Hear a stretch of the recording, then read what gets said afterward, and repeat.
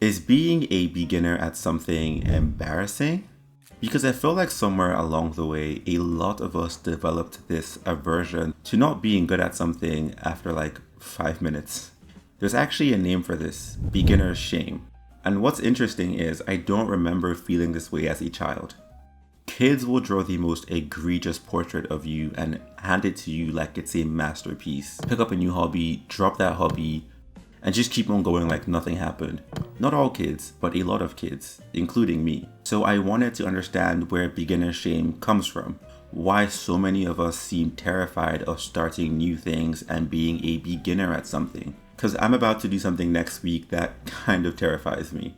Obviously, kids still get embarrassed and they still fear judgment. But when we were younger, some of us were willing to try things just because they seemed fun or interesting without obsessing over whether we'd actually be good at these things.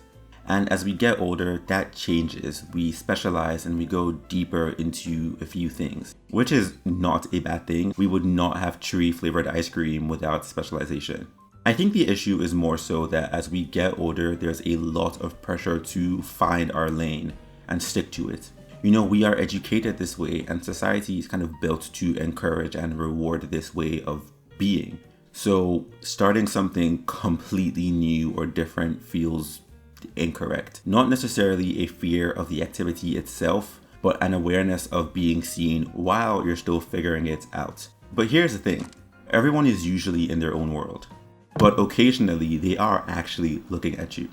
Because remember that time when fitness influencers were recording people without their consent or knowledge and mocking their form online? That was very weird and unnecessary. And I remember it made people scared to go to the gym.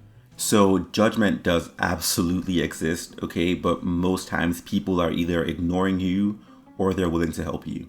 So as I said, I don't think it's that we stop wanting to learn, but I think that fear of judgment and looking inexperienced is really what affects us.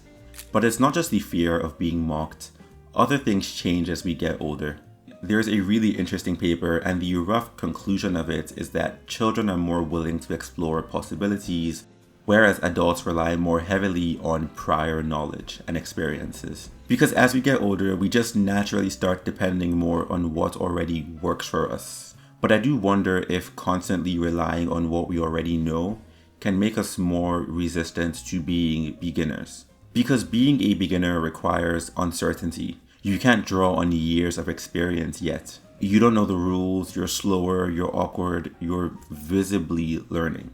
And I do think that's why being new at something or being a beginner seems like a waste of time or energy, because you could be using all this effort to become even better at something that you're already good or decent at. Even making this video, this is taking hours of my life, and editing, which is taking even longer because I just made the switch to a new editing software, which is actually very on theme for this video.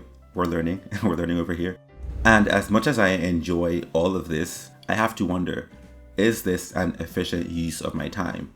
So yeah, in many ways, I do feel like inefficiency really is a tension. And it makes being new feel like, what am I even doing here? Another really important point is identity. And I touched on this already, but as we get older, there's this pressure to fit into neat boxes. You know, you're the smart one, you're the creative one, you're the charming, intelligent, funny, witty, comical, interesting, smart, dynamic, fun, like me. And it can be really hard to shake those labels because people force it onto us, or sometimes we even reinforce it ourselves. And this ties into self-verification theory. Very simply, it's this idea that people seek out feedback and environments that already confirm what they believe about themselves. And so I think that embarrassment of being a beginner comes from having to break out of the mold that people already have for you. Because when you stop acting in ways that match how people already know you, you don't immediately get the same feedback or positive reinforcement. Sometimes they're even confused. Can a young man not try new things? And again, a good example of this is this YouTube channel. Am I breaking the immersion by reminding you that this is a YouTube video? I feel like I'm not because I'm looking at the camera, so I don't know. Being on camera and having my personality on display is very new for me. It didn't match how I saw myself. It didn't match how other people saw me. In fact, I remember people being really shocked that I was doing this. And that made me feel like, oh, I need to get good at this immediately. If not, it's very embarrassing because now I'm doing this thing that I didn't expect to do and people don't expect me to do. So I'm like, I can't be bad at this.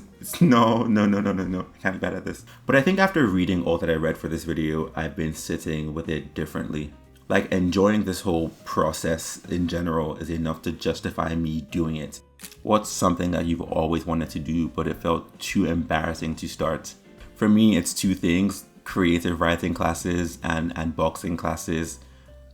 Been wanting to do that for a minute, but I'm gonna do it next week. Yay! And I expect to feel awkward and out of place. I don't think that goes anywhere. But I am trying to think back to how I used to feel when I was younger, when I just tried things without building a whole case in my head first. I don't know if that feeling fully comes back, but I don't think it has to disappear completely. And if you made it to the end of this video, thank you so much. Like, subscribe, all those good things. If you want to, I don't know, force you. And I will see you in the next one.